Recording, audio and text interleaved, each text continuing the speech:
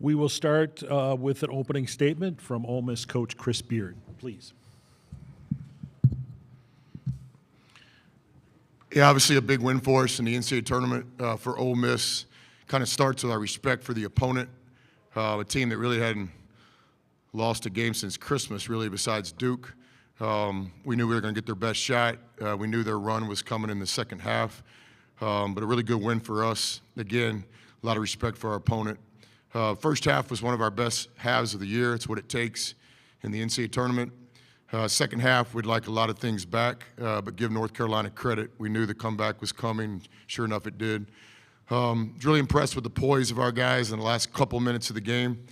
As a coach, you never want to be out of timeouts, but we just had to use some of those timeouts to solve some issues in the second half. But I thought we did a good job late executing on offense, getting the ball where we wanted it to be, and getting the ball in bounds even when we didn't have timeouts left. So we came here to Milwaukee. We set it up as a 4-team tournament, and so we're halfway through it, 40 minutes to the Sweet 16. But really proud of these guys in our first victory in this year's tournament. Thank you, Coach. Questions for the student-athletes, please. Steve McGargy, Associated Press. For Sean, just what's going through your mind after that R.J. Davis three-point play gets it down to 2? You end up with the ball, can take the big shot. Just take me through that play and just what's going through your mind there. Yeah, coming out of the timeout, we had something drawn up, and kind of what was going through my mind was just get a good shot off, play confident, don't think too much, and he went under the screen, so I shot it. That's really it.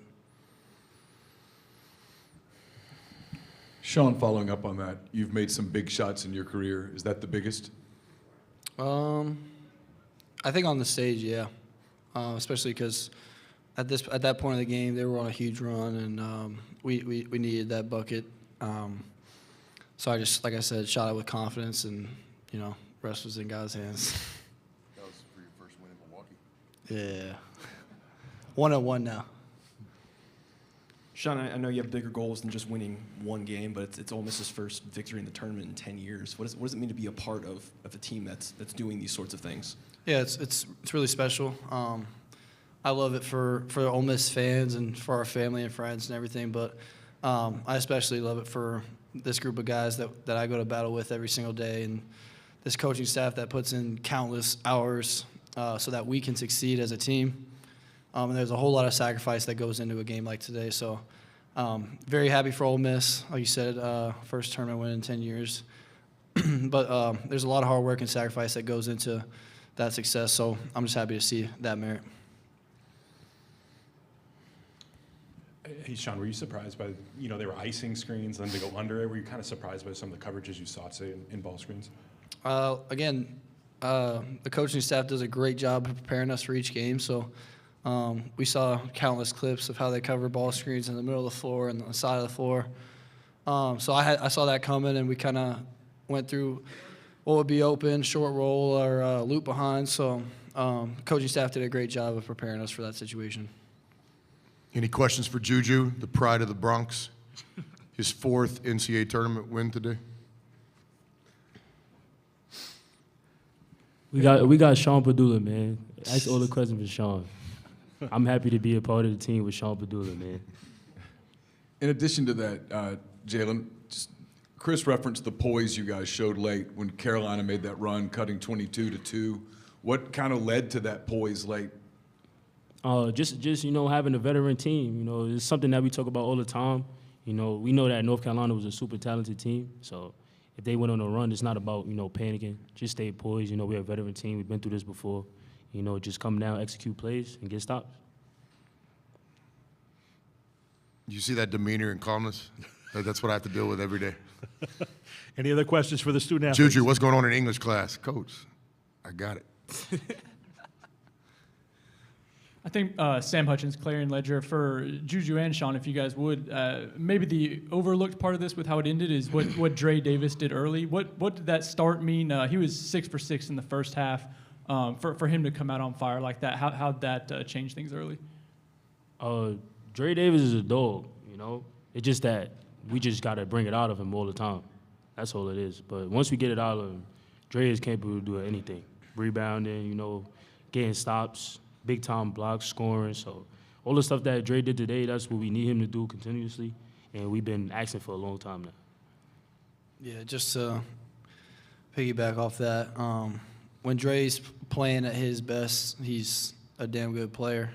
He's the type of player you play with, and he makes a play, and you're like, I'm glad he's on my team. So first half he got hot, but again, like Juju said, he was affecting the game more than just offensively.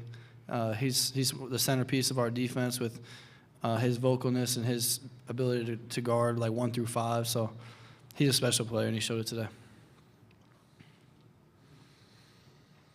Anything else for the student athletes? All right, guys, you're released. Thank you. Good luck Sunday. And now we'll entertain questions for Coach Beard, please. Jake Thompson, Ole Miss Spirit on 3. Chris, I know rebounding's been up and down, a search for consistency, but a lot of key defensive rebounds in that last 2 minutes. Just what did that mean to kind of see those guys get that in those moments? Yeah, interesting thing. I don't know if we've been beat this year when we out-rebound the opponent. Seems like we could figure out a way to always out-rebound our opponent, but it's been a challenge this year. But I thought we were very competitive on the glass. And again, the last several minutes of the game being played without a timeout, I thought the veteran players did a good job. We switched defensive coverages a few times without a timeout, and then we're able to execute at least enough offensively to get the right guy the ball in the right spot. Coach Jack Sturdivant, Short Trojan Vision News. Oxford's a long way from Milwaukee, but you had a lot of Ole Miss people show up, especially behind your bench. Talk about the loyalty of this fan base. Yeah, it's a special place. Anybody that hasn't been to Oxford, everything you've heard in a positive light is true. It's a college town. We've also got a great state in Mississippi that kind of a state divided, but we've got our share of Ole Miss fans. Our fans travel, not only for basketball, but for other sports as well. So wasn't surprising, but definitely appreciated. Our players were even talking about it before the game when they went out for their first warm-ups. So thank you for everybody that came and supported us today. I know it's not easy. It's real time, real expense, real money to get here, so we never take that for granted. But no, we're in our second year here at Ole Miss. We're building something special sooner than most people thought. But a big part of it's our fan base, period. Yeah, Adam Rittenberg with ESPN. Chris, you mentioned that you knew the run was going to come. Why were your guys able to avoid panicking, especially when you guys weren't scoring for such a long period? Yeah, that's a good question. I think, if I'm not mistaken, the last game Carolina played before the play-in game was another comeback type thing against Duke maybe. So we had mentioned that several times in preparation, that it's going to be a long game. It's a game of runs. And so in those moments, we were just reminding everybody of the preparation we had. I did think in some of those runs, we got some good shots around the basket and didn't make them. They hit a couple.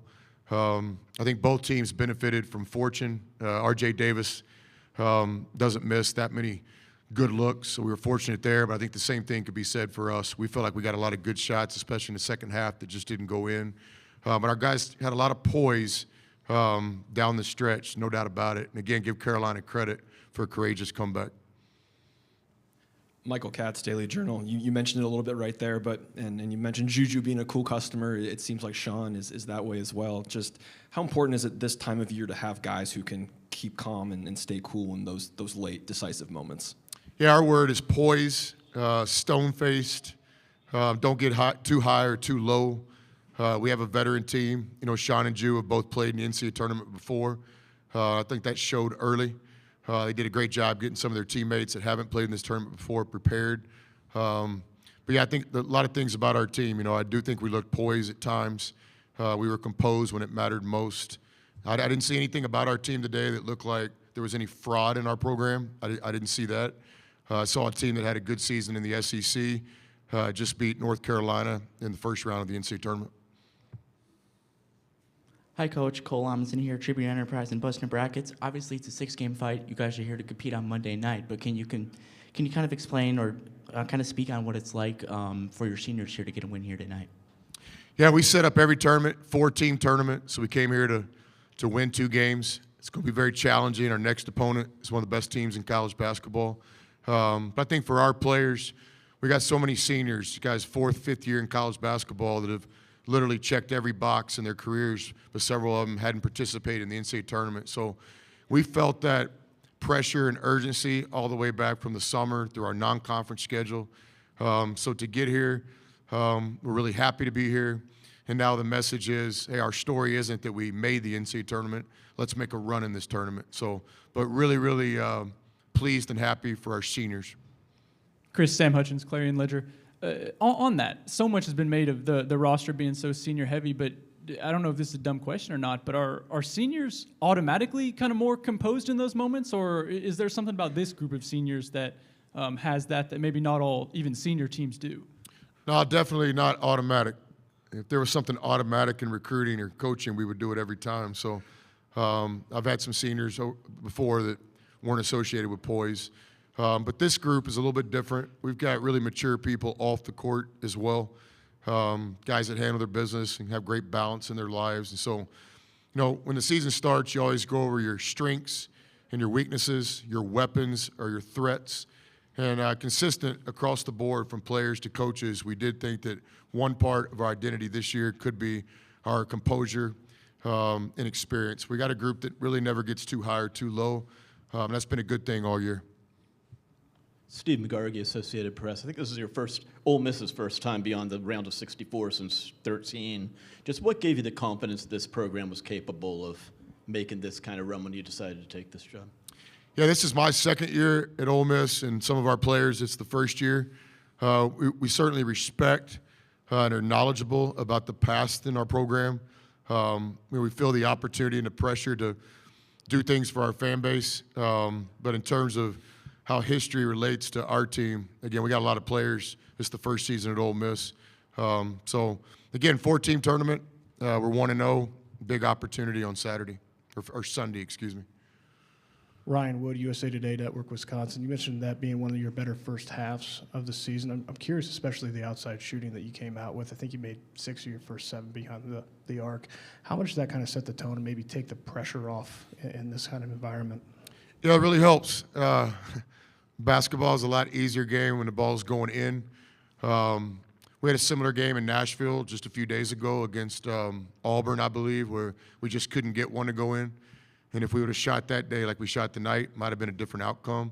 In terms of shooting, you know, we're just looking, are we getting the right shot by the right person? Are we disciplined in our footwork and our follow-through? Was the pass a strike and not a ball? And so obviously we hit some shots, but I thought our shots were assisted for the most part in the first half. So a lot of things go into that. Chris, I know you'll talk about this a lot more tomorrow, but Iowa State on Sunday, I know you're focused on North Carolina, but have you had any opportunity to even think about them, or have you had a chance to watch them over the season? Just your initial thoughts? Yeah, they got a great coach. TJ and I have gone at it before, and certainly our years in the Big 12. The program he's built there and sustained, it's real. I watch a lot of college basketball throughout the season, so I've seen his team play several times. I haven't started any of the preparation on that game, but we had staff members working on that ahead of time. But I know this, one of the best teams in college basketball, period.